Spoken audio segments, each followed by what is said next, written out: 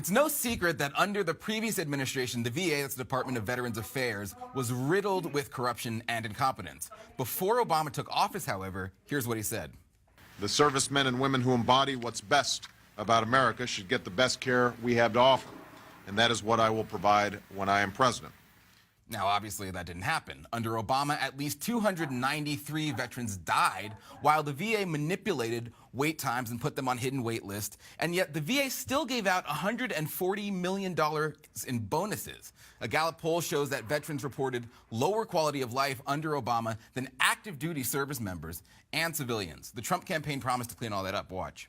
Fixing this corruption will be one of my many and really highest priorities. And believe me, it will happen. I'm really good at things like that. Here with me now to discuss specifically what this administration is doing to fix the corruption is current Secretary of the VA, Secretary David Shulkin. Thanks for being on. Glad to be here. So Trump said no more games at the VA. What kind of progress have you guys made?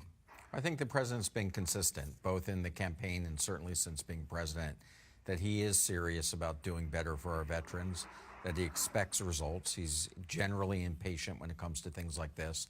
And he's given us the ability to make those types of changes, and I think we've been doing that this past year. What would you say your biggest metric for progress has been? Well, we have 9 major pieces of legislation that are really moving the type of progress that we need to fix the VA. Accountability legislation, giving us the authority to remove employees when they've done the wrong thing. You guys have fired a lot of people, which is a good thing in my opinion. About 1,700 in this past year. And look, I don't have a target for firing people. Right. I don't think that's the way you make your organization great, but it's important in setting the culture and tone. Right. That when you do the wrong thing, you're out. That's exactly right, and that's clear. We've modernized our appeal system. This is a system last modernized in the 1930s. It takes 7 years to get a decision on an appeal. With this new legislation, we can fix the process and do them in under 30 days. So these are the types of things that we're making a big difference in. And you're trying to modernize the system. I mean, it's no surprise with government systems, a lot of it tends to be outdated. And so you guys are trying to modernize and bring the systems into the 21st century. How are you doing that? We're getting rid of our older facilities. I've already disposed of 110 buildings and parts of our facilities that frankly shouldn't have been kept because they're not serving veterans well and costly. They're wasting taxpayer dollars. I've announced that we're going to get rid of our homegrown electronic health record that was costing us tens and hundreds of millions of dollars to keep up when we shouldn't be in the software business. So we're going to give that to a modern, contemporary company that does this for their core competency. And so these are the types of things that we're doing to make this a modern system. Now, a big thing that shocked everyone back in 2014 when there were a number of scandals coming out is these wait times and the fact that they had veterans who could not get care because they were put on a wait list. You came in and you changed that. If they can't see a doctor in a certain amount of time in public, then they can go to a private doctor of their choice. Trump said the number of people who are approved under that has about doubled. I don't think it's doubled, but you've seen a significant increase in veterans who don't have time or aren't able to see a doctor within the VA go and see a private doctor of their choice. We're doing a number of things, and there's no clear this is something the president feels strongly about. We are giving veterans more choice, and you're seeing more veterans being able to go out into the private sector to get their needs met. That's right. Important. Now, is that costly?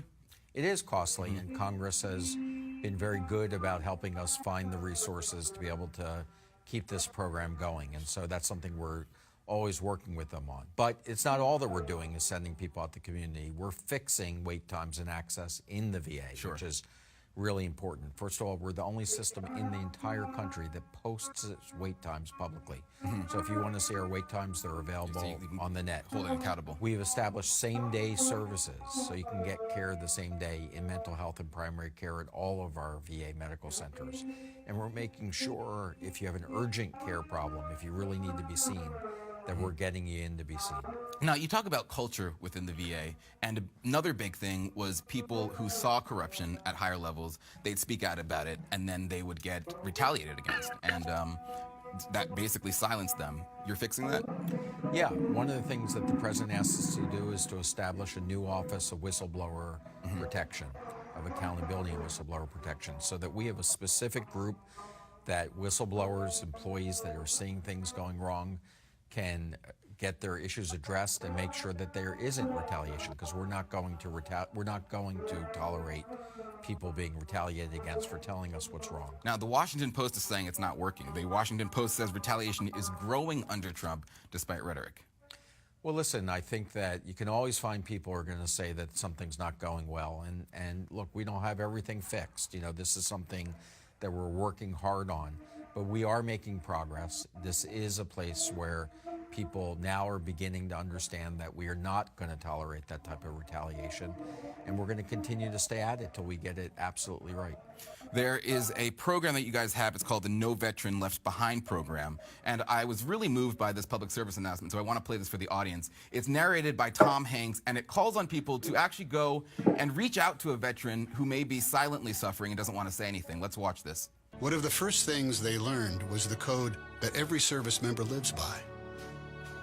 Leave no one behind. Now all of us need to live by it too, because some veterans are being left behind. 20 of them take their own lives every day. Why? It's not simple. It never is. What matters is that we're there for them, just like they were there for us. A handshake, a phone call, a simple gesture make a big difference to a veteran in crisis. What is the program actually doing to help prevent veteran suicide? Our number one clinical priority right now is to reduce veteran suicides. The 20 veterans a day taking their life